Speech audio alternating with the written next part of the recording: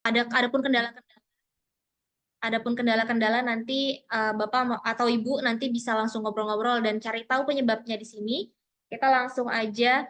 Untuk saat ini sebelumnya kita kenalan dulu dengan Veteranco. Sebelumnya kami dari Veteranco, kami adalah perusahaan HR konsultan yang saat ini memang kita sudah berpengalaman untuk di berbagai perusahaan untuk melakukan consulting, juga training seperti itu. Di antaranya juga klien-klien kami yang memang sudah bersama-sama dengan kami sudah lebih dari 50 perusahaan yang memang bergabung dengan kami.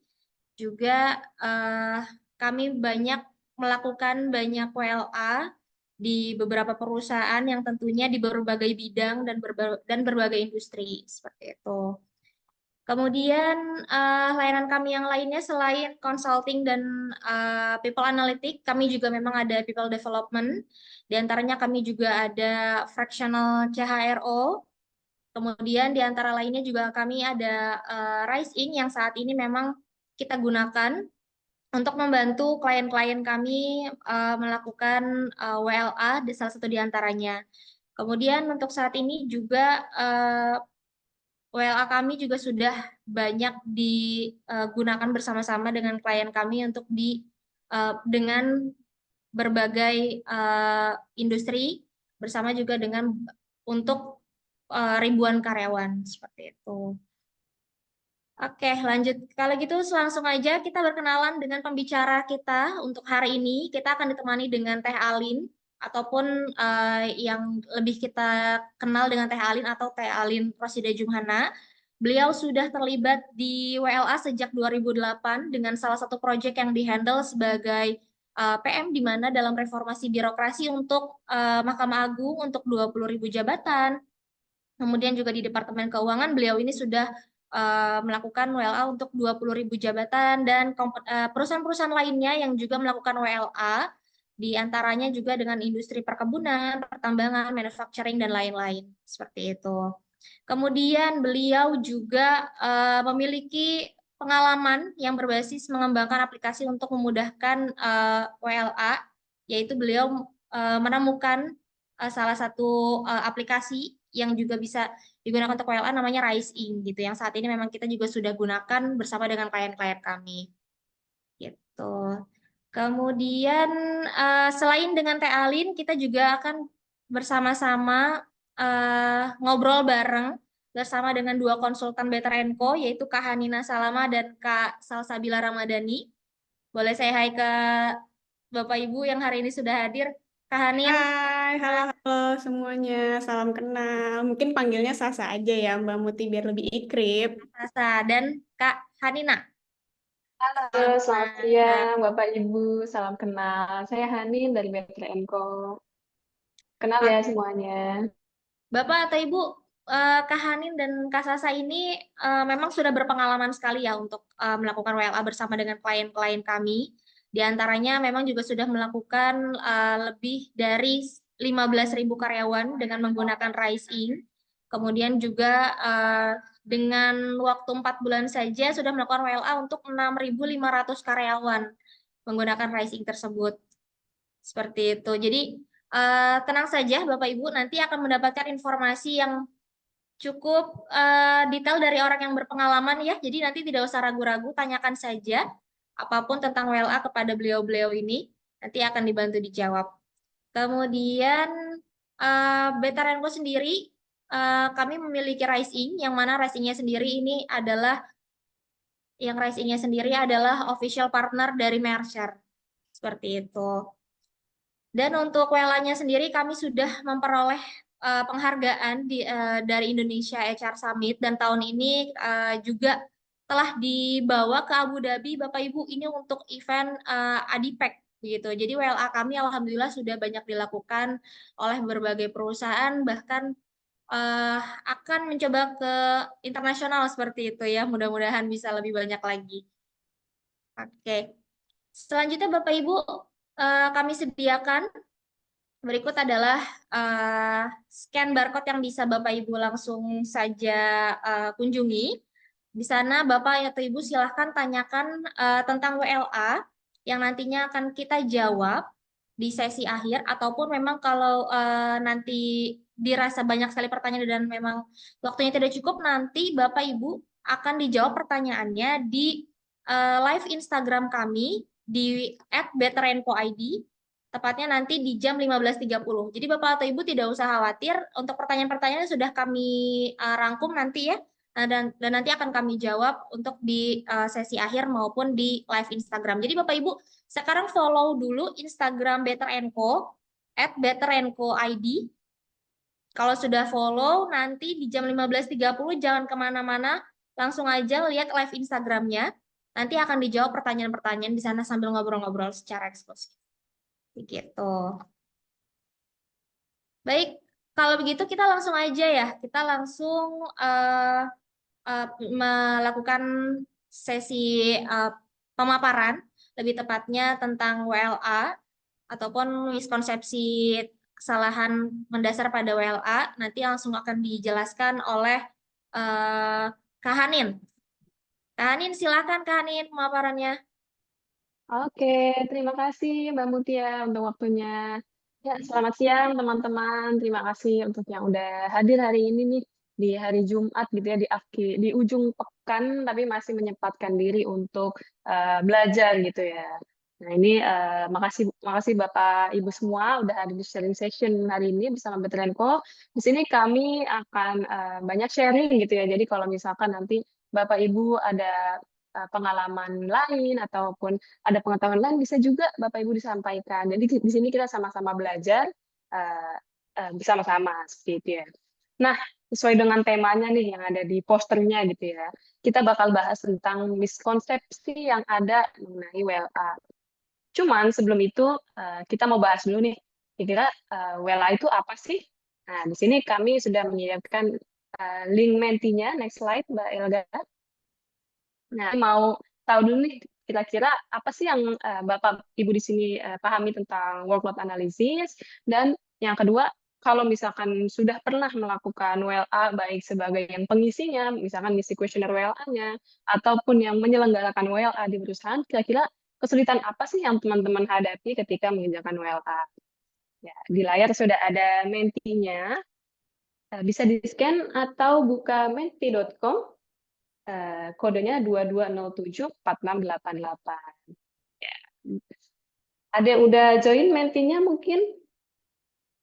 Nah, jadi kami mau lihat-lihat nih kira-kira pandangan teman-teman tentang WLA itu yang dipahami seperti apa sih gitu ya. Dan kalau ada kesulitan-kesulitan, kira-kira apa sih kesulitannya yang dihadapi saat misalnya mengerjakan kuesioner WLA atau lagi conduct WLA gitu ya di perusahaannya. Misalnya di perusahaannya bisa aja, oh, kami di sini susah Bu karena orang-orangnya mungkin misalkan suka melebih-lebihkan jam kerjanya gitu kalau lagi di ukur workload-nya dan lain sebagainya. Atau di saat pengumpulan datanya nanti sangat lama Bu, kita ngerjainnya hampir bisa sampai 3 bulan nggak selesai-selesai gitu. Oke, boleh sambil dibuka Mentinya mungkin Mbak Elga kita lihat-lihat dari Bapak Ibu di sini. Boleh di-show mungkin Mentinya. Ya, apa sih yang dipahami tentang WLA sebelum nanti kita coba bahas lebih lanjut. Gitu. Mungkin di sini ada yang mau share juga mungkin pengalamannya dalam WLA gitu. Karena yang kita tahu gitu ya, mengumpulkan data WLA itu bukan hal yang mudah gitu ya. Bisa butuh waktu panjang, apalagi nanti saat perhitungannya. Oh, di sini udah banyak ini yang isi ya. Workload analisis, perhitungan beban kerja. WLA untuk menganalisa beban kerja suatu job desk. Oke. Metode merencanakan jumlah manpower. Ya, udah masuk ke manpower planning berarti ya. Metode untuk mengukur produktivitas. Oke. Pengukuran dan analisis beban kerja. Boleh scroll ke bawah dikit, Mbak Elga? Oke, belum pernah menerapkan, akan mencoba memahami framework-nya dulu. Oke, nggak apa-apa Bapak Ibu. Kita di sini akan coba bahas tentang WLA gitu ya dan miskonsepsinya. Semoga nanti bisa lebih dipahami. Suatu proses kerja sehingga hasilnya memberikan gambaran berapa manpower yang dibutuhkan ya. Oke, lanjut Mbak Elga. Oke. Terus untuk mengukur beban kerja karyawan, visualisasi beban kerja, mendapatkan hasil FTI. Wah, udah ada yang nyebut FTI nih. Ini kayaknya udah udah paham dengan WLA nih, sudah ngotok ya. FTI dan rekomendasi jumlah ideal tenaga kerja serta perbaikan organisasi. Wah, udah Bapak Ibu sini udah lumayan familiar atau paham gitu ya tentang WLA. WLA dilakukan untuk menyelaraskan beban kerja dengan aspek-aspek terkait visi misi perusahaan. Nah, ini lebih jauh lagi ya WLA-nya. Dikaitkan dengan eh, tujuan perusahaan.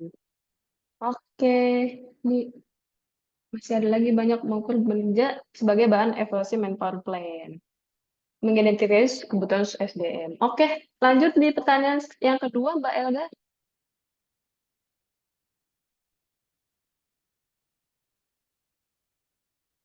Ya. Nah, ini coba masih di link yang tadi, dibuka lagi atau di refresh. Apa kesulitannya nih saat mengerjakan workload analysis, baik sebagai yang mengisi ataupun yang lagi conduct WLA gitu ya di perusahaannya. Nah, bisa dibuka di link tadi juga, menti.com, kodenya 22074688. Oke. Butuh manpower yang banyak. Nah, ini butuh manpower yang banyak dalam artian apa nih? Apakah yang mengerjakan proses pengumpulan datanya butuh banyak atau hasilnya gitu ya? Hasilnya jadi butuh manpower yang banyak. Oke. Awareness dan pemahaman karyawan terkait posisi dan batasan kerjanya. Ya, metode apa yang tepat? Karena secara teori ada, iya betul. WLA itu metodenya ada beberapa gitu ya, nggak cuma satu. Nah, ini tergantung nih kita mau menilai apa, jadi bisa memilih metode pengukuran beban kerja yang lebih tepat. Datanya tidak real, hanya bersifat asumsi. Nah, ini juga sering terjadi gitu ya. Jadi karena yang mengisi incumbent-nya langsung atau karyawan, jadi hanya asumsi dari mereka yang selama ini mereka rasakan. Banyak yang overload karena peserta cenderung melebih-lebihkan waktu kerjanya. Nah, ini ini salah satu yang sering terjadi gitu ya, karena mungkin karyawan nganggapnya, oh kalau saya masukinnya banyak nih, saya kelihatannya kerja banget gitu loh. Si paling kerja gitu ya. Paling kerja jadi dilebih-lebihkan. Oke, saya sedang menghitung WLA di tempat saya kesulitan itu. Boleh scroll sedikit, Mbak Elga?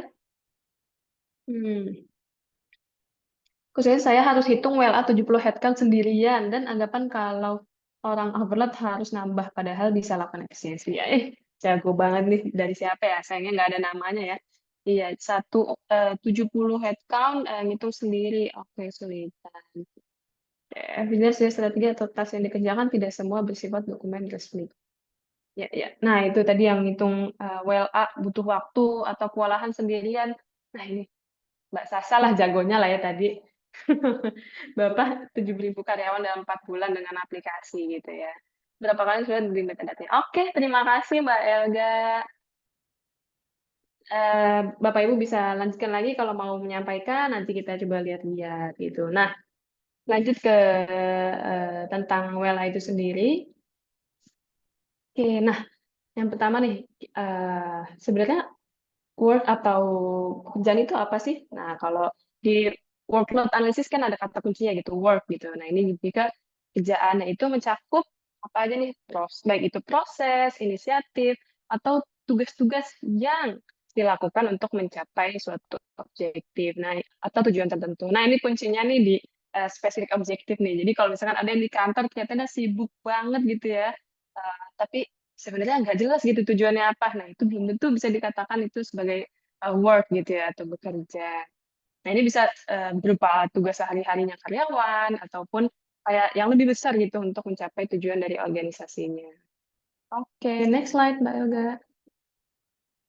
Nah, yang kedua, workload distribution. Nah, ini apa nih? Kalau tadi waktu pekerjaan, workload distribution adalah apa nih? Kalau distribusi beban kerja, proses pembagian tugas kepada karyawan dengan mempertimbangkan apa aja nih, ada perbedaan jumlah dan tingkat kesulitan tugasnya, supaya nanti tugas yang didistribusikan sesuai sama kemampuan karyawannya. Jadi ini mendistribusikan tugas-tugasnya, misalkan level manajerial lebih ke tugas yang mana, atau tanggung jawab yang mana, kemudian yang level staff yang mana. Jadi sesuai sama kapabilitas masing-masing karyawannya.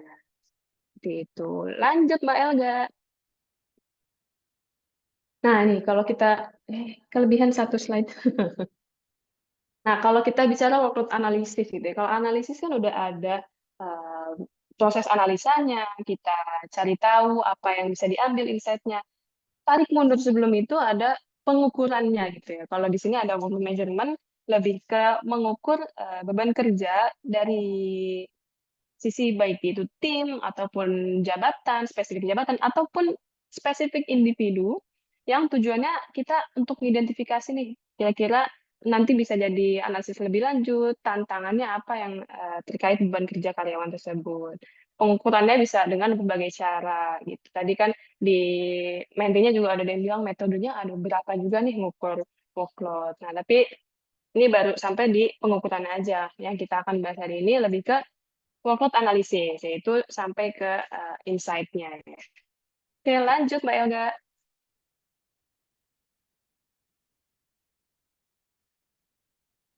Nah, ini inti dari segala intinya nih. Apa sih workload? Jadi kalau eh, tadi yang sudah sempat disebutkan juga gitu ya oleh teman-teman kurang lebih udah pada beberapa juga sudah familiar gitu ya dengan workload analisis atau dengan beban kerja itu sendiri.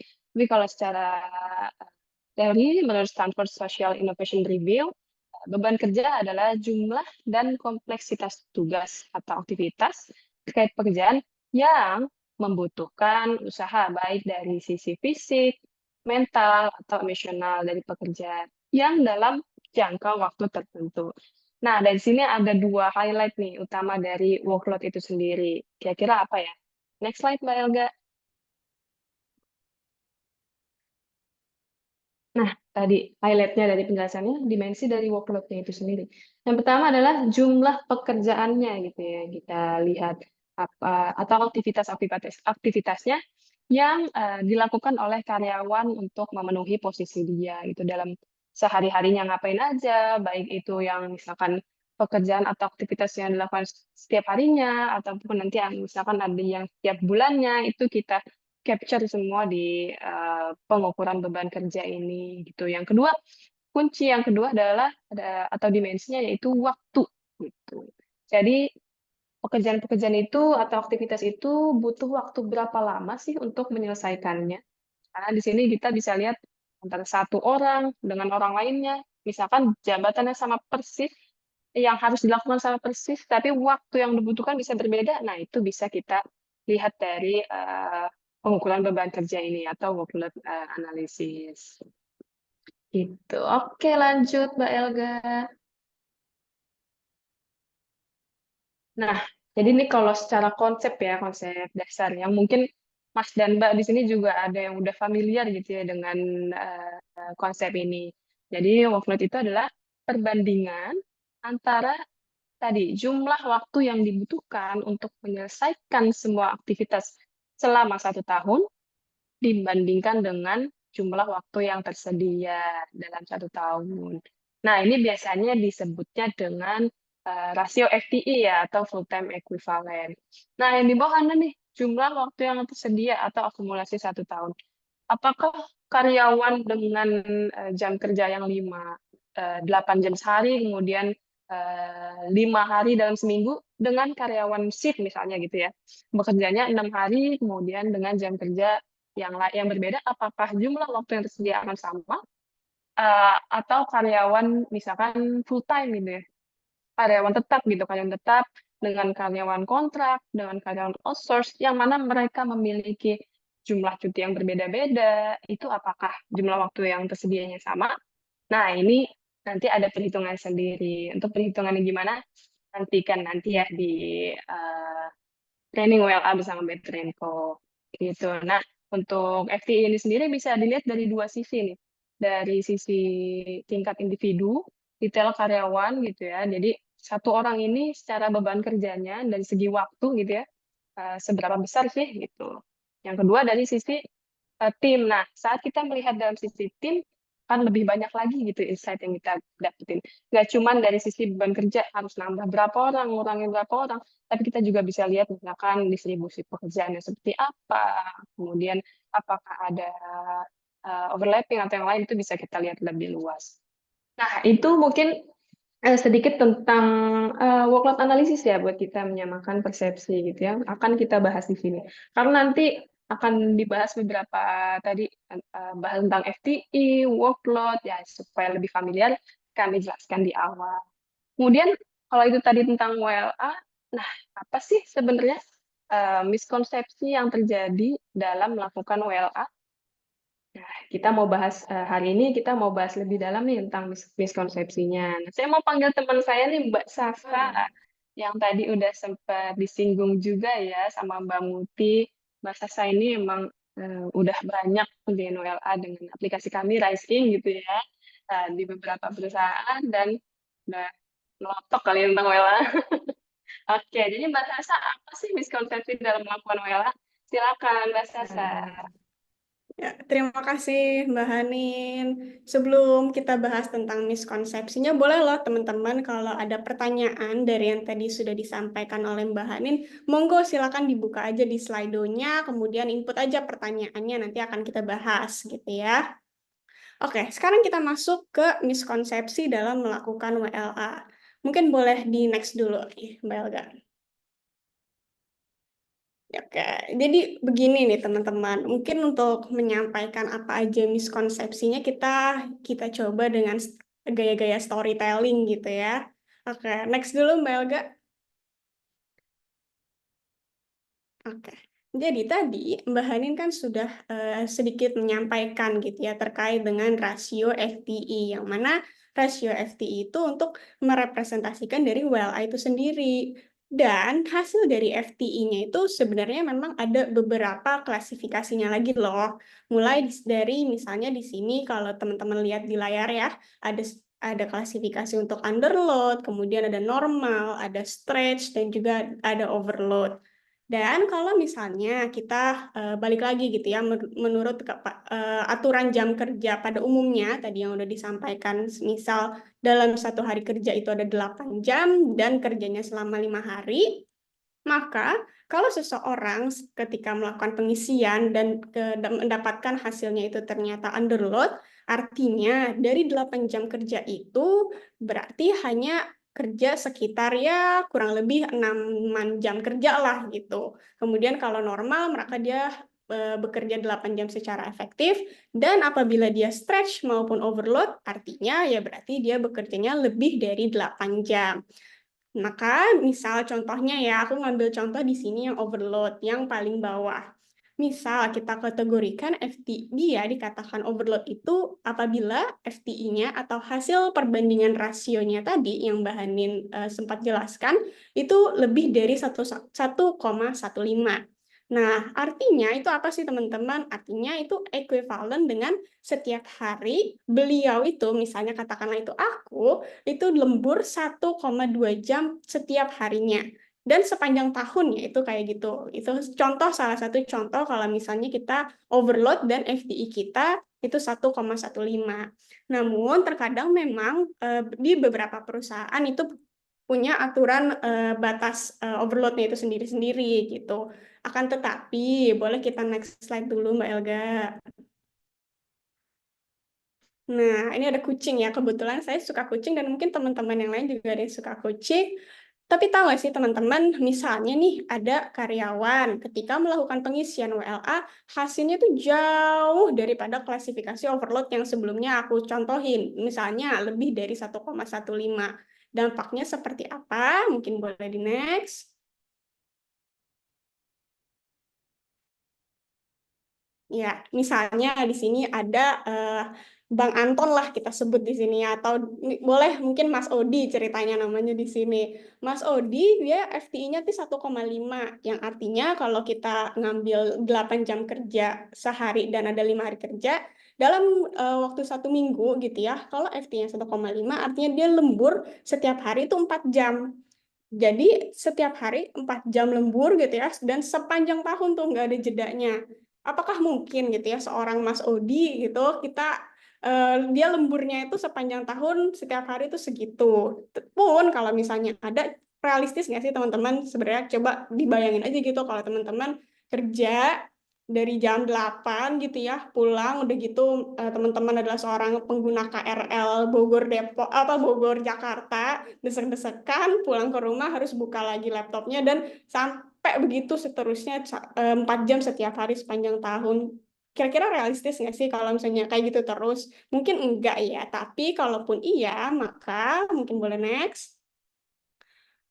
Oke, maka dampaknya gitu ya, tentunya pekerjanya itu akan overload gitu ya, merasa exhausted, capek, atau di sini ceritanya ketumpuk-tumpuk dengan kerjaan yang jadinya tuh badannya sendiri tuh dia nggak diurus, atau kerja tipes gitu. Dan biasanya next, dampaknya seperti apa? Biasanya langsung, oh ya udah kita nambahin aja deh karyawannya, mudah kayak gitu aja langsung nambahin karyawan tanpa melihat analisis yang lebih lanjutnya lagi.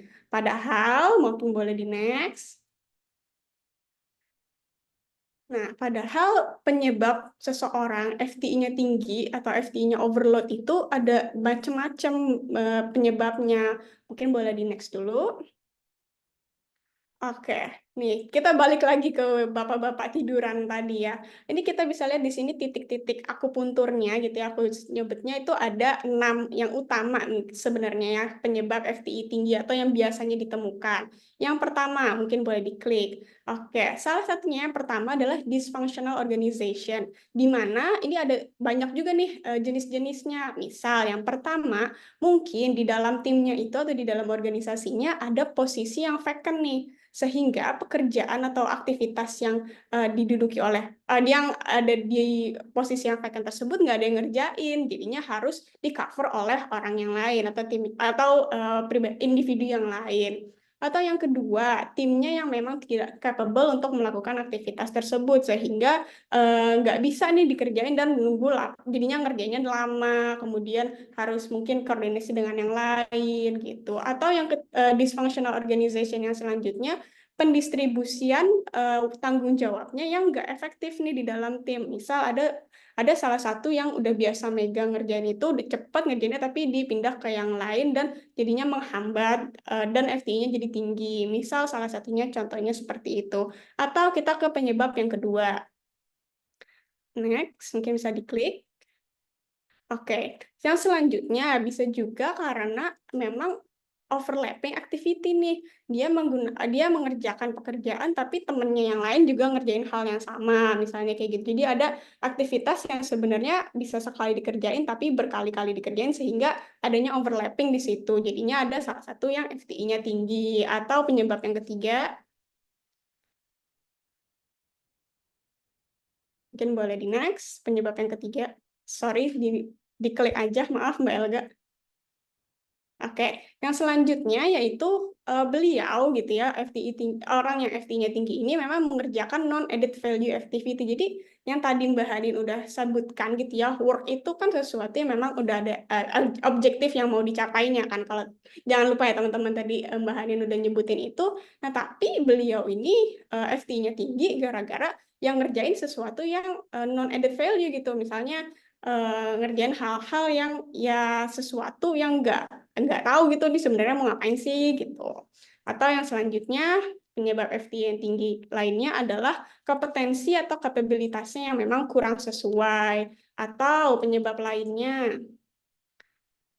adanya proses bisnis yang belum memadai. Atau penyebab lainnya adalah, mungkin boleh di next, yaitu managerial style-nya. Jadi misalnya ada leaders gitu ya yang micromanage gitu sehingga apa yang dikerjakan oleh bawahannya dikerjain ulang lagi sama dia karena dia tipe yang perfeksionis sekali gitu sehingga FTI-nya tuh tinggi di situ. Atau yang terakhir sebenarnya memang penyebab FTI-nya tinggi itu karena pekerjaannya banyak gitu. Jadi sebelum kita mendapatkan kesimpulan kenapa sih dia tinggi, emang kerjanya banyak ya, tapi sebenarnya ada titik-titik akupuntur yang perlu kita analisis lebih dalam lagi gitu. Mungkin boleh di next. Ya, next. Oke. Jadi teman-teman sampai saat ini gitu ya, tadi aku sudah bercerita, jadi FTI tinggi itu tidak selalu artinya adalah penambahan orang. Jadi masih banyak hal-hal lain yang sebenarnya perlu kita gali lagi informasinya, perlu kita analisis kembali. Jadi kalau gitu apa sih artinya FTI tinggi ini? Nah, untuk selanjutnya ini akan disampaikan oleh Mbak Alin atau Teh Alin ya, yang akan menyampaikan insight-insight baru lagi terkait dengan FTI dan juga mungkin lanjutan dari workload analysis. Monggo Teh Alin.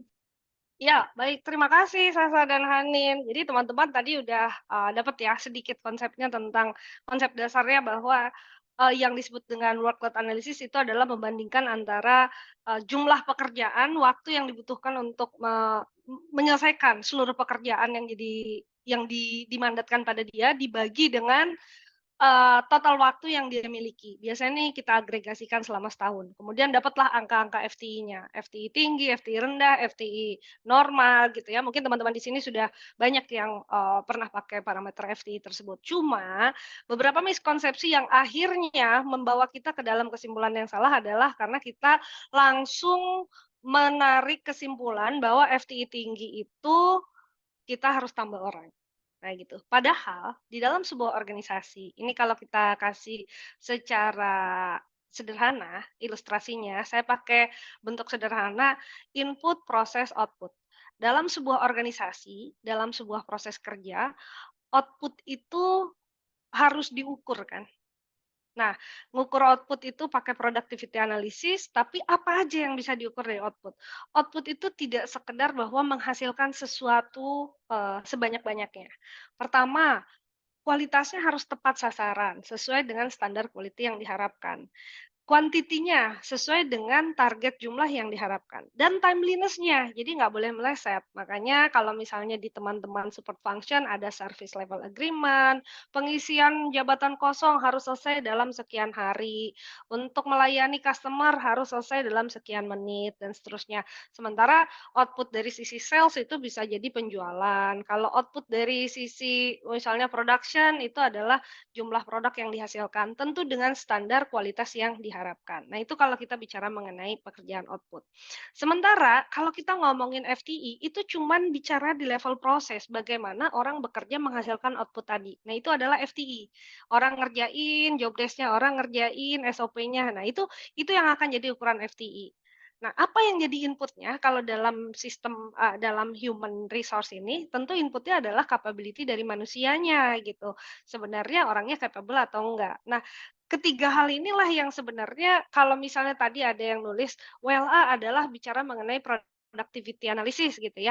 Mungkin sedikit miskonsepsi juga di situ bahwa WLA itu baru sepertiga dari productivity analysis. Karena productivity analysis itu harus mengukur output-nya juga, harus mengukur input-nya juga. Apalagi kalau productivity analysis biasanya input-nya bukan cuma capability, tapi ada aspek biaya juga di sana. Makanya seringkali membandingkan berapa sih revenue per employee, berapa sih profitability per employee, berapa employee cost berapa revenue per employee cash, dan seterusnya. Kayak gitu ya teman-teman ya. Nah tapi kembali lagi kita ke workload analysis, ada beberapa hal yang perlu dipertimbangkan sebelum kita mutusin bahwa FTI tinggi kita harus nambah orang. Gitu. Nanti kalau mau ada pertanyaan silahkan disampaikan. Karena tadi seperti kata Sasa gitu ya, orang FTI-nya tinggi itu sebabnya bisa banyak. Nah, oke, boleh kita next slide. Nah, ini adalah beberapa kemungkinan gitu. Jadi kita jangan sampai oversimplifikasi, menarik kesimpulan begitu FTI tinggi kita langsung tambah orang gitu. Kan ini kita bisa ada permutasi yang sangat banyak ya. Gimana kalau capability-nya udah tinggi, FTI-nya tinggi, dan output-nya juga udah tinggi.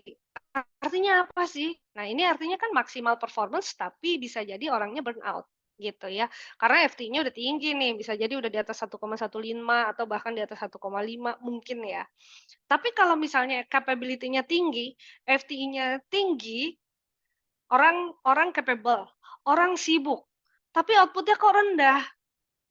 Jadi semua orang kelihatan sibuk, semua orang di situ pinter kok, semua orang itu sudah sesuai, kalau di-assess tuh udah sesuai dengan jabatannya. Tapi output-nya kok kualitasnya rendah, atau misalnya timeliness-nya buruk, atau misalnya kok kita nggak achieve target jumlah, KPI company nggak achieve, itu kenapa? Kan mungkin banyak terjadi fenomena itu. Nah, apakah semata-mata karena FTE-nya high, kemudian kita langsung tambah orang? Kan nggak juga ya. Berarti di sini ada indikasi mereka sibuk melakukan low added value activity. Jadi sibuk, tapi tadi ada yang nanya di Slido, apa sih low added value activity? Sibuk, tapi kesibukan tersebut tidak berkontribusi terhadap objektif yang ingin dicapai. Ingat tadi definisi work adalah orang melakukan aktivitas untuk suatu objektif. Nah, ini sibuk tapi enggak berkontribusi terhadap objektif yang ingin dicapai.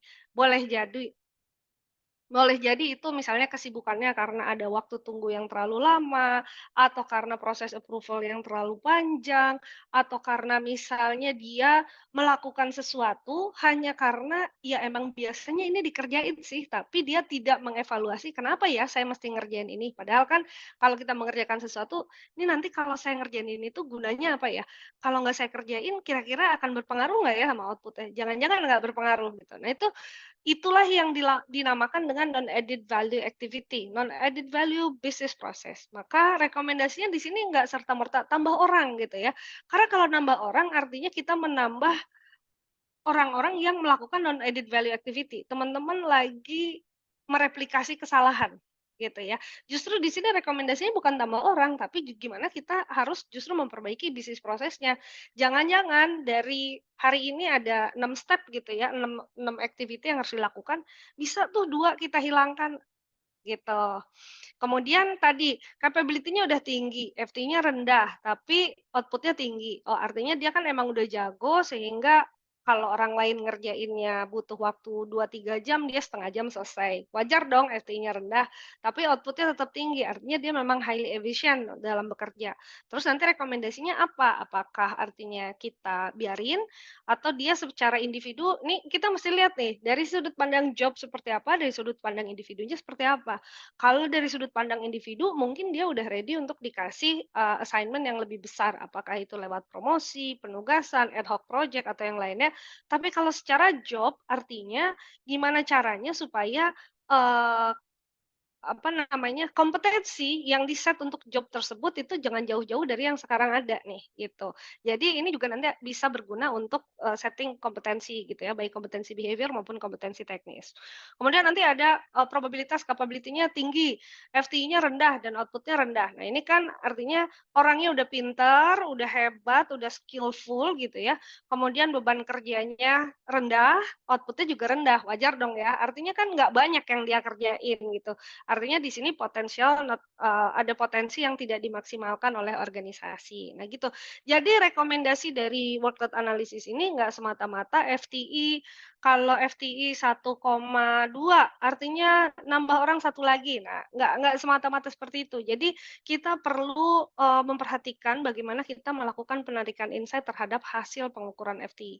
Itu yang harapannya bisa diluruskan dari sejumlah pekerjaan workload analisis hari ini, gitu. Jadi nggak serta-merta angka FTE langsung rekomendasi penambahan orang, kayak gitu.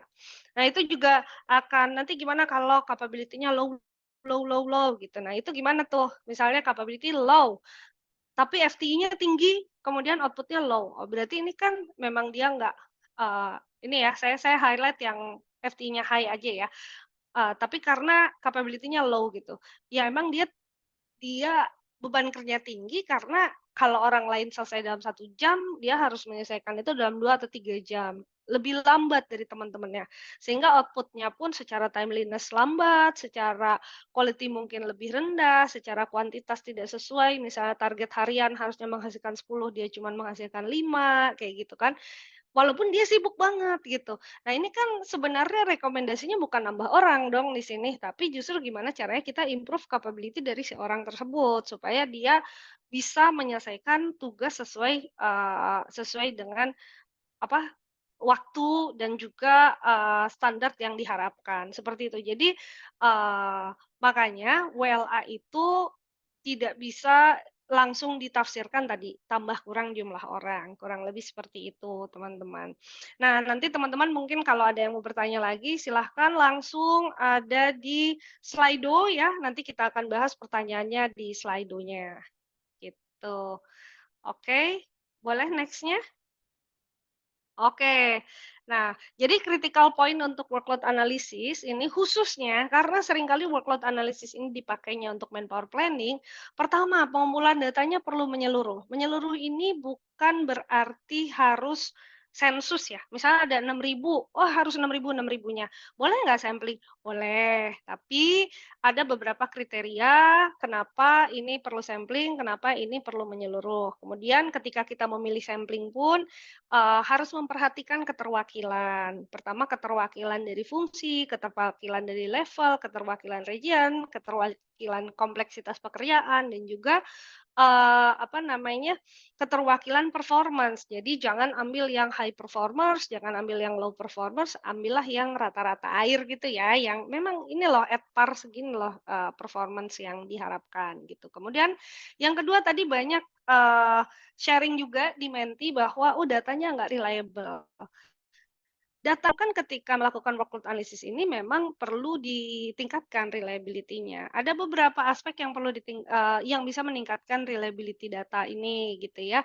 Baik itu dari teknik pengambilan datanya maupun dari teknik, analisa datanya. Jadi mungkin kita bisa melakukan correction dari data awal yang kita peroleh gitu dari teman-teman. Cuma ada satu hal yang perlu diperhatikan banget gitu ya. Ketika udah di atas 1,5 itu almost impossible. Jadi harusnya itu rejected. Data di atas 1,5 FTI itu kalau untuk individual harusnya di-reject langsung by system. Nah, itulah yang sebenarnya kenapa kita perlu sistem sehingga kita nggak berlarut-larut mengolah data yang salah gitu. Salah satu, kenapa kita mendevelop aplikasi Rise-In karena dari pengalaman kami sendiri, saya khususnya setelah sekian puluh ribu jabatan kami lakukan analisa data, reliability data ini memang sebuah tantangan. Makanya sistem ini kita bangun untuk, secara bertahap meningkatkan reliability dari, datanya. Yang ketiga adalah ketika datanya udah reliable, kalau misalnya kita menafsirkannya keliru pun jadinya sayang gitu ya. Data udah bagus nih, maka insight-nya yang harus bagus. Nah tadi, contoh-contoh insight yang bisa ditarik seperti tadi, tapi nanti di dashboard yang akan disampaikan oleh Kak Sasa lagi, itu ada beberapa insight yang kita memang bisa baca gitu ya, selain cuman masalah, high low tadi ada macam-macam sebenarnya. Yang keempat adalah kalau misalnya kita mau tarik ini ke dalam manpower planning, maka akan jauh lebih powerful kalau misalnya teman-teman melinkage antara hasil workload analysis ini dengan analytical tools dalam manpower planning. Nah, ini analytical tools-nya tidak perlu kompleks mungkin, namun yang penting tepat guna gitu. Nanti, kalau misalnya berminat lebih lanjut tentang analytical tools, kita akan ada, sesi tersendiri tentang itu, gitu. Oke, next-nya boleh? Nah, ini adalah contoh bagaimana kita mengelola data. Jadi kita pertama ada questionnaire form untuk respondennya, sehingga kalau misalnya 1.000 orang ngisi secara bersamaan, itu bisa secara real time langsung terkumpul 1.000, nggak usah berlama-lama berbulan-bulan gitu ya. Tinggal bagaimana kita reinforce orang untuk ngisi itu secara cepat. Jadi sebenarnya speed dari pengumpulan datanya bisa diatur oleh Bapak Ibu internally gitu. Nah, kemudian selain ada kuesioner untuk responden, teman-teman kalau HC yang melakukan, WLA itu punya, di dalam sistem Rising itu punya board administrators untuk tahu siapa yang udah ngisi, siapa belum, siapa yang masih, ongoing, kemudian yang udah ngisi dan high dan, yang udah ngisi low itu udah bisa langsung secara real time dicek gitu. Next-nya boleh. Oke. Nah, ini ada report example, silahkan Kak Sasa yang biasa mengotak-atik report dan juga nanti akan ada contoh dashboard ya, contoh aja karena dashboard-nya itu, bisa di-customize sebenarnya. Oke, sebelum Terima Kak kasih, Sasa kasih pemaparan, makasih banyak Telin untuk pemaparannya yang sangat detail. Padahal ini free webinar ya, tapi rasanya udah eksklusif banget nih informasinya, detail banget buat teman-teman. Tapi teman-teman sebelum lanjut ke Kak Sasa untuk menjelaskan pemaparannya yang lebih detail lagi. Nah, teman-teman nanti sebelumnya teman-teman tuh sebenarnya tahu nggak sih kalau gimana sih caranya untuk melakukan WLA yang baik tuh kayak gimana, terus menstrukturkan data WLA tuh yang benar tuh kayak gimana, memastikan reliability tuh kayak gimana, membaca insight, sampai menggunakan analytical tools untuk manpower planning tuh seperti apa. Nah, teman-teman untuk yang lebih detail seperti itu, seperti yang tadi saya sebutkan, teman-teman tuh nanti akan bisa mendapatkan lebih detailnya lagi. Nanti ada di sesi premium training yang nanti akan kita adakan di tanggal 25 sampai 26. 25 dan 26 September bulan ini. Gitu. Jadi teman-teman nanti tentunya akan mendapatkan informasi yang lebih detail untuk tentang WLA, dari tentang report, bagaimana pengerjaan WLA yang lebih detail dan lain-lain gitu. Nah, nanti untuk informasi lebih detailnya, apa nama materi, siapa pembicaranya, itu nanti tungguin aja di sesi akhir acara, teman-teman nanti akan bisa lihat lebih detail. Makanya teman-teman jangan ada yang meninggalkan Zoom-nya dulu sampai habis, karena kita masih banyak kejutan nih sampai akhir gitu. Oke, kita lanjut ya ke penjelasan selanjutnya oleh Kak Sasa. Silakan Kak Sasa. Thank you, Mbak Muti. Oke, melanjutkan tadi dari Teh Alin ya. Kita coba melihat gitu ya, gimana sih contoh dashboard dari hasil WLA itu sendiri. Dan ini datanya data dummy ya teman-teman. Jadi kalau misalnya kita sedang memvisualisasikan atau membuat dashboard dari workload analysis itu sendiri, sebenarnya kita bisa memanfaatkan salah satu toolsnya itu dashboard dari Looker Studio atau Google Data Studio. Di mana misalnya contoh di sini kami melakukan cutting analisisnya itu per direktorat, per fungsi, dan baru deep dive ke individunya masing-masing. Dan dari masing-masing itu sendiri pun kita coba masukkan berapa sih average FTE-nya, minimum FTE, maksimum, mediannya, dan kita juga memasukkan apa aja sih apakah mereka itu klasifikasinya termasuknya normal, overload, stretch, atau underload, dan kita juga bisa melihat distribusinya berdasarkan jenis pekerjaan atau tipe aktivitasnya. Gimana caranya supaya gimana sih, kenapa sih kita harus bikin visualisasinya seperti ini, sehingga kita bisa lebih mudah nih memantau, oh kalau misalnya kita mau ngelihat data direktorat marketing dan operasi aja gimana sih datanya bisa kita pilih, dan data yang ditampilkan tentunya hanya dari direktorat itu saja. Dan kemudian kalau kita deep dive lagi, misalnya mau ngelihat dari fungsi operation aja, maka data yang ditampilkan juga seperti itu. Begitu seterusnya jika kita memilih per individual level. Namun, lain daripada ini, kita sebenarnya bisa lebih mendapatkan insight baru lagi nih, yang akan di-share, yaitu seperti ini misalnya. Ini kita mau ngelihat bagaimana sih average FTE dari masing-masing fungsi, kemudian kita melakukan cross analysis dengan berapa percentage dari vacant position-nya. Ini kebetulan masih loading gitu ya, jadi aku coba sembari sampaikan dulu aja. Tapi kurang lebih misalnya dari 3 direktorat gitu ya, misalnya ada 10 fungsi gitu, ada salah satu fungsi yang percentage vacant position-nya itu tinggi sekali.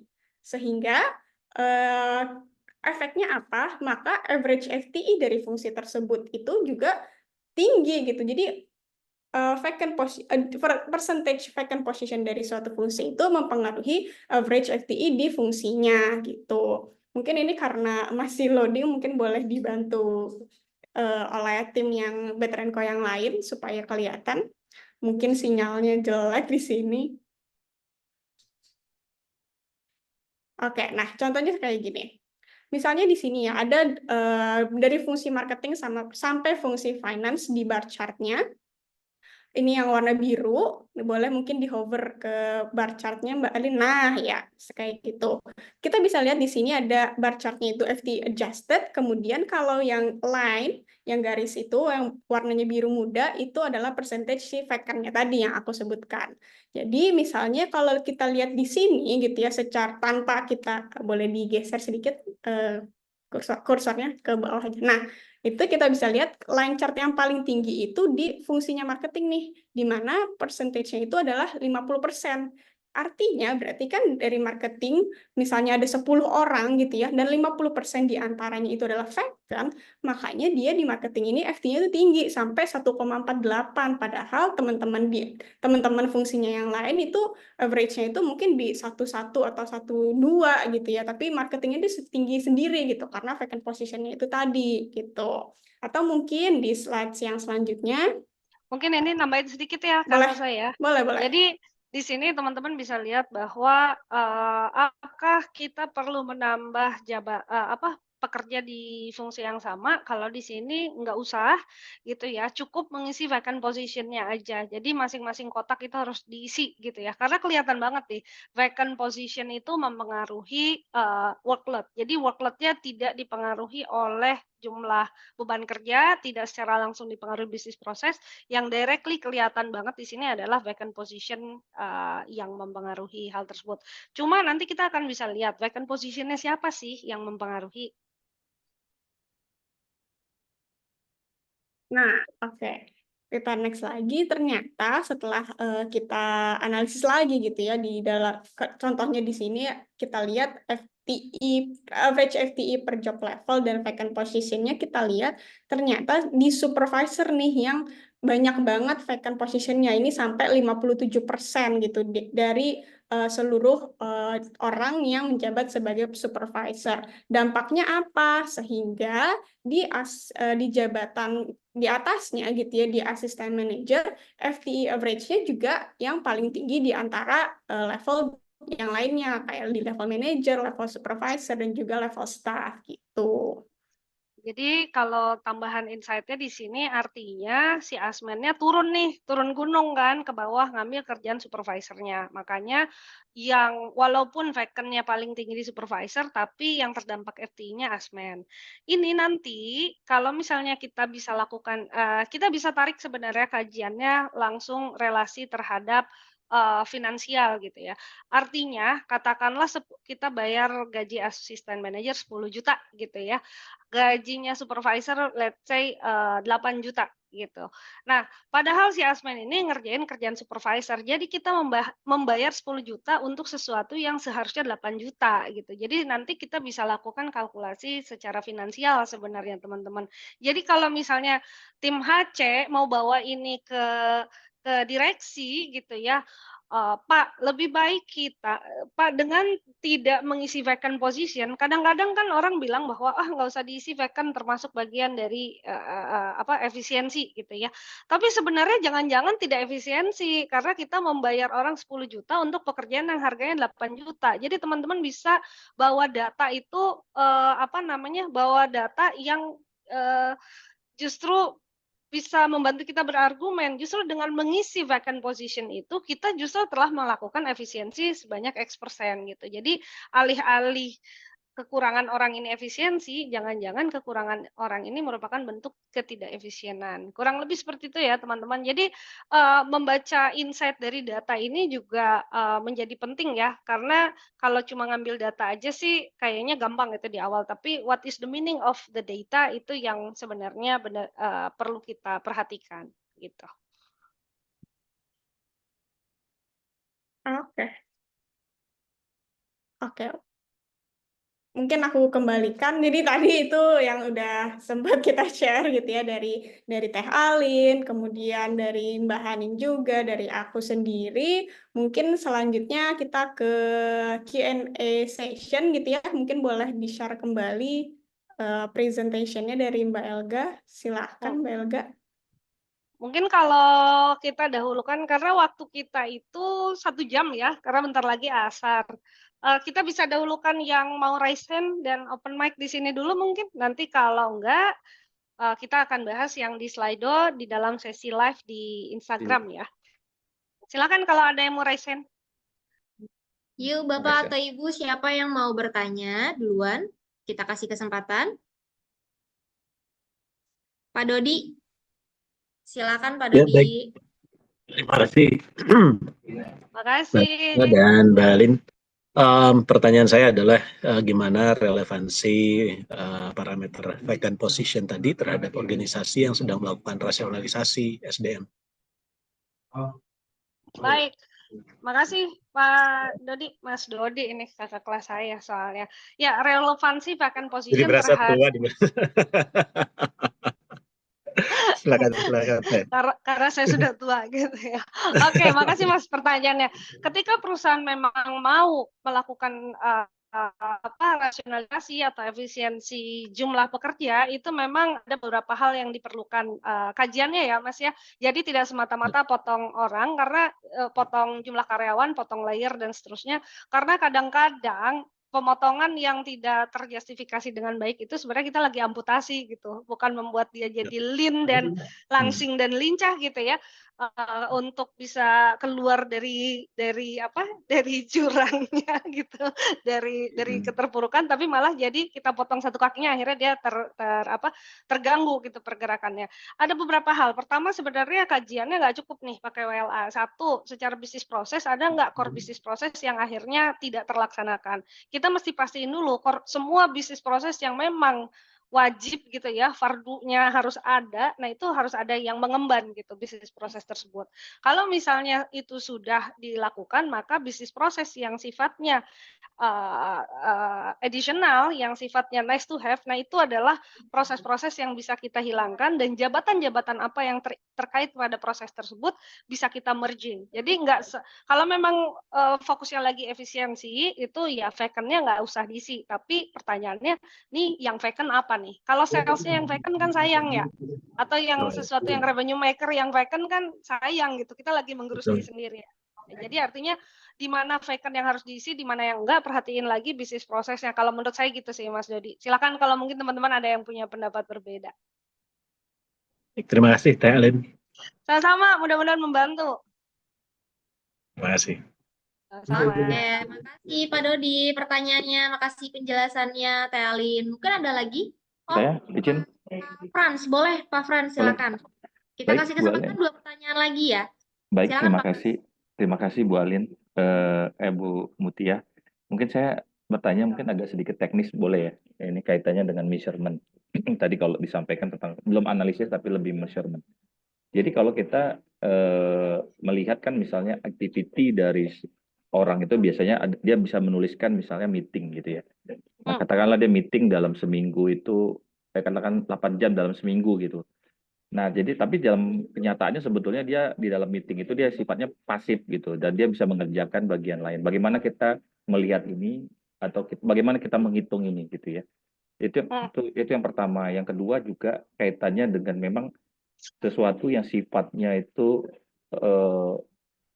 project ya. Jadi misalnya kalau katakan di Telkom itu kan kebetulan lagi ada project yang misalnya kaitannya dengan kedatangan paus misalnya. Mereka langsung load-nya signifikan, padahal tapi kan itu tidak merepresentasikan suatu pekerjaan yang tetap terus-menerus gitu. Sometimes dia bisa akan load-nya akan kurang. Nah, bagaimana kita melihat suatu hal yang seperti itu tuh? Jadi bukan supaya mungkin kita bisa mendapatkan suatu beban kerja yang memang yang betul, bukan yang hanya sekedar asumsi. Dan itu sih yang ketiga mungkin tambahan lagi. Seringkali ada beberapa hal yang kita tuh melihat bahwa yang dia sampaikan ini kan bisa jadi tidak real gitu ya. Karena kan itu asumsi sekali lagi, kecuali memang kalau kita melakukan betul-betul menghitung gitu ya, berapa lama sih dia mengerjakan ini. Tapi bagaimana mengontrol itu? Mungkin itu sih 3 pertanyaan itu. Terima kasih Bu. Terima kasih Mas Frans. Dari Telkom berarti ya Mas Frans? Oh enggak, kebetulan lagi ada project di Telkom aja. Gitu ya. Oh, oke. Baik, jadi gini, sebenarnya nama workload analysis itu sendiri kan sudah tercemar ya. Jadi ketika orang ngomongin workload analysis, asumsi yang dimiliki oleh karyawan atau pengisinya adalah makin kalau saya rendah, saya kelihatan nggak kerja gitu. Karena itu tadi, karena seringkali proses workload analysis mengabaikan sisi kompetensi dari pemangku jabatannya. Padahal kalau misalnya orangnya pinter, orangnya gesit, cekatan, workload-nya tuh harusnya nggak tinggi gitu. Jadi orang tuh berpersepsi makin tinggi workload tuh makin keren, makin produktif, makin berpotensi untuk dipandang sebagai karyawan teladan gitu ya. Nah itu satu yang perlu diluruskan. Jadi kalau saya punya pengalaman bahwa saya mengganti dulu. Pertama saya ganti namanya bukan workload workload analysis. Saya ganti jadi value stream mapping. Karena saya lakukan, ya saya mappingin activity juga kan dalam value stream mapping, di mana teman-teman mesti masukin angka ininya ya, angka si activity-nya. Yang kedua, kalau misalnya tadi ada meeting, nah meeting ini adalah sebuah bukan jebakan ya, kalau saya bilang sebuah culture yang ada ketidaksehatan sebenarnya dalam meeting yang seringkali ditemui di Indonesia gitu, di beberapa perusahaan Indonesia.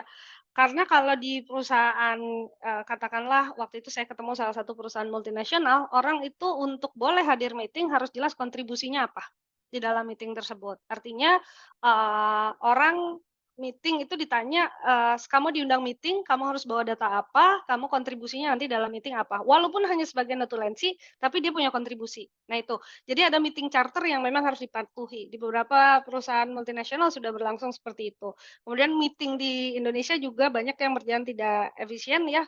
Biasanya kalau di Amazon misalnya contohnya sebelum meeting orang punya one page yang harus dia baca dulu. Jadi ketika meeting itu bukan lagi paparan mengenai apa yang akan dibahas, tapi udah langsung ke brainstorming, inti dari permasalahannya, decision yang akan dibuat seperti apa. Nah, kalau misalnya kasusnya orangnya meeting, tapi dia nggak ngapa-ngapain, masalahnya adalah dia disuruh meeting, dan itu menambah workload-nya dia. Mau nggak mau dicatat, workload dia menjadi tinggi, kemudian kalau dia sambil meeting ngerjain yang lain, itu sih adalah preferensi dia pribadi. Tapi kalau misalnya secara analisa beban kerja, ya itu harus dicatat semua, Mas. Kemudian kalau misalnya pertanyaannya adalah kan dengan adanya meeting yang dia duduk di ruangan meeting tapi nggak ngapa-ngapain, itu kan non added value activity tadi ya. Kemudian FTE dia jadi tinggi, yaitu evaluasinya artinya implikasinya adalah bukan menambah orang, tapi bebaskan dia dari tugas-tugas yang non added value tadi gitu. Tetap aja kalau secara WLA itu dicatat aja gitu sih. Dan itu justru kayak feedback buat si penyelenggara, feedback untuk atasan sih sebenarnya. Anak buah lo tinggi FTE-nya karena lo suruh meeting tapi dia nggak ngapa-ngapain, mendingan lo allocate anak buah lo ke tempat lain, kayak gitu kan ya, kurang lebih seperti itu. Mungkin itu dari perspektif saya pribadi ya, silakan kalau misalnya ada teman-teman yang lain kalau mau menambahkan. Ini saya ngumpul-ngumpulin dari pengalaman selama berjalan melakukan WLA aja. Baik, terima kasih Bu Alin. Cuma kalau kita sifatnya project yang kebetulan memang pada saat tahun ini dia kebetulan dapat project nih. Nah, padahal belum tentu di tahun depan itu dia akan mendapatkan project itu. Bagaimana kita menghitung bebannya itu? Artinya kita seperti apa? Ya, kalau project ini ada yang sifatnya memang seasonal gitu, setiap tahun akan ada project, ada juga yang hanya tahun ini aja, tahun depan belum tentu ada project. Untuk yang tahun berjalan itu dihitung aja, Mas. Tapi makanya kalau di dalam aplikasi Rising tadi ada kategorisasi namanya ad hoc. Jadi ada workload yang hanya untuk job desk-nya ada workload yang untuk ad hoc activity. Apakah itu nanti bentuknya project, ekskul, tugas belajar, dan yang lainnya itu bisa dimasukin ke situ. Artinya ketika kita analisa, kita bisa ngelihat mana yang the real workload buat job desk-nya dia, tugas tanggung jawab dia, mana yang workload yang karena project gitu. Karena kadang-kadang project ini karena orangnya bagus, dia dilibatkan di terlalu banyak ekskul, terlalu banyak project gitu kan ya jadinya. Terus dia kelihatan overload. Terus akhirnya menggerus performance dia di the real job desk-nya. Udahlah itu jadi lingkaran setan. Dari bagus jadi jeleknya justru karena salah kita juga sih ngajak-ngajak dia ke terlalu banyak ekskul gitu sih, Mas. Jadi tetap dicatat, Mas, tapi catatkan itu sebagai ad hoc. Kalau tadi lihat yang dashboard-nya Mbak Sasa itu ada untuk ad hoc activity sebenarnya. Baik, terima kasih Bu Alin untuk Sama-sama. penjelasannya. Tadi Mbak Sarah tuh dari tadi. Oke, Pegang Mbak Sarah nanti. makasih Pak Frans untuk pertanyaannya. Kira-kira udah cukup jelas ya Pak Frans tadi pemaparan dari Teh Alin ya. Oke, teman-teman karena untuk saat ini waktunya juga sudah cukup mepet, jadi saya sisakan untuk satu kesempatan audiens yang bisa bertanya. Ya, setelah Pak Frans di sini ada Mbak Sarah Silalahi. Boleh? Nanti sisanya Mbak Rima dan yang lainnya sudah sempat raise hand ataupun mau bertanya, nanti langsung 15.30 ke Instagram Live Better & Co ya. Jadi nanti jawabannya bisa langsung ngobrol-ngobrol langsung dengan Teh Alin dan tim Better & Co gitu. Silakan Mbak Sarah. Baik, terima kasih teman-teman masih muda dan cerdas-cerdas. Saya tuh pernah ngalamin gini. Jadi satu job title yang sama, tapi dia misalnya pendamping program PKH di seluruh Indonesia. Nah, karena dia pendamping, jadi dia punya job desk di mana dia tuh harus bisa mengadvokasi haknya para peserta KPM atau keluarga penerima manfaat. Nah, itu sangat dipengaruhi oleh kondisi geografis. Misalnya, di Nias nih saya ketemu nih ya, ombak tinggi, hampir 2 meter. Dia bisa balik dari tempat KPM tuh tunggu-tunggu ombaknya turun, baru dia balik. Nah, itu kan kondisi-kondisi ekstrim yang bisa terdapat di daerah-daerah Indonesia Timur, Tengah, malah tuh Barat sebenarnya, itu Indonesia Barat. Tapi artinya daerah-daerah yang geografisnya sangat spesifik. Nah, sehingga pada saat kita menghitung FTE-nya, itu memang kita harus banyak sekali yang namanya judgment ya, expert judgment gitu.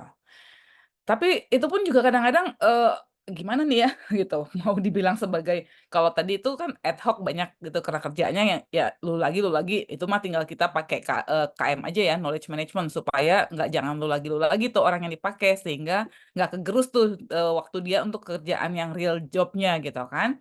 Nah, tapi kalau untuk yang kondisi ekstrim seperti ini dan itu tadi satu contoh kecil, bahwa kondisi geografis seperti itu. Tapi ada juga yang misalnya Eee, di suatu daerah yang harusnya dia nggak ada masalah dalam mencairkan dana, bantuan tunai bersyaratnya, tapi karena ada yang nggak punya KTP, sehingga nggak bisa, dia daftar di, apa namanya, di, Briling-nya gitu. Sehingga dia mencairkannya harus butuh, eee eee eee, tu eee, te apa, tugas harus bantuan si, fasilitator tadi. Akhirnya nambah nih job desk-nya gitu. Jadi banyak sekali lah artinya, apa namanya, kondisi-kondisi khusus yang harus disertakan dalam penghitungan FT, itu gimana tuh sebaiknya ngadapin seperti itu?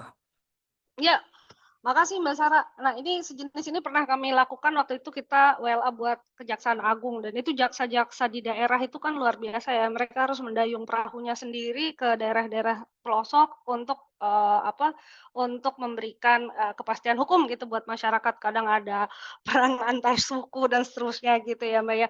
Betul banget, Mbak. Jadi kalau misal workload itu memang akan sangat dipengaruhi oleh tadi physical environment ya, baik itu kondisi fisik, mulai dari kondisi alam, jalanan, luasan region, keterpisahan oleh laut dan sungai misalnya kalau di Indonesia, bahkan kalau di perkotaan itu sangat dipengaruhi oleh teknologi. Misalnya kalau saya pernah ke imigrasi waktu itu mau foto aja, prosesnya lambat sekali, saya sampai nanya karena saya orang HR kan, "Apa sih Mas yang bikin lama?" Gitu, penasaran. "Iya Bu, Ibu lihat deh ini, pas ini loading-nya lama banget." "Oh oke, berarti sebenarnya kalau diganti server antrian akan berkurang banyak ya?" Ternyata benar gitu ya. Nah balik lagi, kalau balik lagi ke region tadi, maka, waktu tempuh perjalanan itu perlu dipertimbangkan Mbak, dalam workload. Sehingga kita akan punya komposisi orang yang tepat, kan ujungnya nanti mungkin kalau region-nya Mbak Sarah ini di NGO apa di BRI Mbak? Tadi kok dengar BRIN juga? Enggak, saya, freelancer, pernah Heeh di-hire sama GIZ, World heeh Bank, UNDP heeh. gitu ya. Jadi tergantung Iya. proyeknya lah, Iya IKL iya iya. biasanya sih, heeh. Ya, nah benar Mbak. Jadi itu memang kita kita buatkan. Akhirnya kita akan punya klasifikasi region gitu ya, region level 1, 2, 3, 4 tergantung dengan tadi ya, challenge physical misalnya kalau kalau untuk NGO. Nah, komposisi karyawan di region 4 ini, maka untuk radius berapa kita butuh berapa orang. Nah, itu bisa buat kayak gitu sih, Mbak. Jadi memang betul sekali harus sangat dipertimbangkan waktu tempuh dan juga fasilitas fisik. Kalau misalnya di perkotaan itu, perbandingannya mungkin kalau sales dengan jumlah customer, karena dalam region kecil kalau kota besar customer-nya banyak, jadi dia butuh banyak. Jadi memang hal-hal tersebut perlu diperhitungkan, Mbak. Nah, ini akan terkait nanti banyak ke manpower planning. Nah, mungkin hari ini nggak dibahas, tapi nanti Mbak Muti akan cerita, akan ada pembahasan tentang manpower planning juga. Kita bisa bikin kayak norma gitu ya, norm untuk region seperti ini, normnya berapa sih region ini, normnya berapa gitu. Gitu. Dikit Mungkin lagi. kapan-kapan boleh ngopi bareng Mbak, kita sharing-sharing pengalaman. Ya Mbak. Sedikit lagi boleh, sedikit lagi. Boleh, boleh. Artinya pada saat kita melakukan workload analysis, harusnya kan ada basic fundamental yang harus terpenuhi dulu supaya kita tuh nggak kerja capek gitu kan. Kayak tadi misalnya jangan sampai kita ngambil the best perform, akhirnya kan jadi bottleneck buat yang lain. Atau justru yang underperform, akhirnya justru jadi nggak tercapai lah ya idealnya FTE yang harus kita peroleh untuk organisasi. Nah, tapi apa sih misalnya kayak gini. Kayak kemarin tuh saya baru diskusi nih sama teman konsultannya yang aplikasi KM. Nah, KM ini saya lihat, aduh ini fundamental banget nih kalau kita mau ngitung FTE, artinya supaya tadi itu bisnis prosesnya udah berjalan bagus, terus semuanya itu udah memiliki apa spesifikasi yang memadai, sehingga pada saat kita ngitung tuh udah ideal. Nah, ini apakah ada asumsi-asumsi apa dasar yang harus dimiliki pada saat kita melakukan perhitungan WLA dalam suatu organisasi? Silakan, Mbak. Iya, makasih Mbak. Kalau kita tadi masuknya ke elemen input sih, karena itu bicara knowledge, kita masukin itu sebagai faktor capability dari baik itu si job holder maupun juga dari capability ekosistemnya gitu sih Mbak. Jadi itu kita masukkan di situ. Tapi itu gunanya nanti buat si MPP-nya gitu ya. Kalau WLA-nya itu jadi satu elemen yang menjadi penambah informasi. Jadi satu elemen capability kita ukur, baik itu dari capability orang maupun ekosistemnya, capability infrastruktur dan seterusnya, plus FTE-nya, kemudian nanti output kinerja di daerah tersebut gimana. Mungkin another things yang perlu kita lakukan tadi kita punya bentuk klasifikasi gitu ya, klasifikasi terhadap daerah atau terhadap pekerjaan yang memang punya karakteristik tertentu. Kalau saya biasanya itu saya bagi keterwakilan dulu, misalnya mana yang paling kompleks, mana yang paling simpel, mana nanti diantaranya saya belah mau jadi 3 grup, jadi 5 grup. Nah, kemudian kita sampling tuh dari masing-masing grup, kemudian kita cari karakteristik mendasar di situ apa. Ada yang dipengaruhinya oleh fisikal jalanan, kondisi alam dan seterusnya. Ada lagi yang dipengaruhinya oleh infrastruktur teknologi, ada lagi dipengaruhinya oleh kebijakan. Kadang-kadang kan, oh yang ini kebijakannya lebih lama, yang ini kebijakannya lebih cepat, kayak gitu. Gitu-gitu sih, Mbak. Yang penting udah pernah nanya nomornya nih Mbak-mbak cantik ini. Nanti kita Terima kasih. Iya, Mbak Sarah, silakan. sharing ya. Kita Kasih ngopi banyak. bareng kita ya. Iya, Sama-sama. iya. Ayo, makasih. Sama-sama. Terima kasih Bu Sarah atas pertanyaannya. Wah, jadi kenalan ya sama Teh Alin ya. Mungkin nanti bisa dilanjut ya obrolannya yang lebih intens dan lebih banyak topik menarik lainnya. Nanti mungkin bisa langsung aja kalau di sosial media kita, Bu Sarah, kita ada Instagram, LinkedIn. Nanti mungkin bisa langsung konsultasi di sana ataupun langsung ke Teh Alin juga boleh. Gitu. Oke, baik. Sudah di penghujung waktu dari free webinar hari ini. Teman-teman, sekali lagi saya mau ingatkan untuk materi WLA yang lebih detail, nantinya teman-teman akan ada premium class, di mana nanti di tanggal 25 dan 26 September. Tentunya di sini akan mendapatkan benefit materi yang lebih detail, eksklusif buat teman-teman yang sudah join, dan khusus untuk hari ini aja ya. Jadi nanti teman-teman akan mendapatkan harga spesial yang tentunya teman-teman nggak bisa didapatkan selain dari hari ini gitu. Jadi teman-teman langsung bisa daftar hari ini juga untuk mendapatkan harga spesial gitu. Sebelum kita akhiri untuk acara hari ini, kira-kira teman-teman apakah ada lagi mungkin yang ingin disampaikan? Dan untuk pertanyaan lainnya tolong disiapkan saja. Nanti kita tanya jawab langsung 15.30 ya di Instagram Live Better & Co bersama konsultan dan Teh Alin juga seperti hari ini. Tadi berapa itunya? Jadi berapa? Kalau hari ini mood harganya dari berapa jadi berapa? Harganya spesial banget. Jadi untuk kode vouchernya sudah disediakan oleh tim di kolom chat. Jadi silakan dicek. Teman-teman bisa langsung klik link pendaftarannya dari harga 2 juta rupiah. Nanti udah bisa dapat harga spesial. Senilai 750.000. Dari 2 juta jadi hanya 750.000. Khusus hari ini aja teman-teman. Jadi harga 750.000 nggak bisa didapatkan di besok ataupun minggu depan apalagi. Jadi cuma hari ini kita kasih kesempatan teman-teman untuk daftar di hari ini langsung. sampai kita tunggu enaknya jam berapa ya? Kalau cepet-cepetan di jam 10 malam gimana? Atau di jam 12 malam aja deh, biar teman-teman bisa langsung daftar, ajak teman-temannya yang di kantor, bisa langsung dapetin harga spesial khusus hari ini. Gitu. Baik, sebelum kita akhiri untuk acaranya, kita langsung aja kita foto bersama dulu yuk. Yang belum open cam, boleh di open cam dulu. Biar nanti wajahnya kelihatan nih, kita siapa aja sih yang udah ikut di acara free webinar bareng Betrenko hari ini. Pak Frans, boleh open cam lagi, Pak? Wah, nah baru kelihatan nih, mantap. Virtual background-nya, Pak, boleh dipakai, Pak, biar seragaman kita.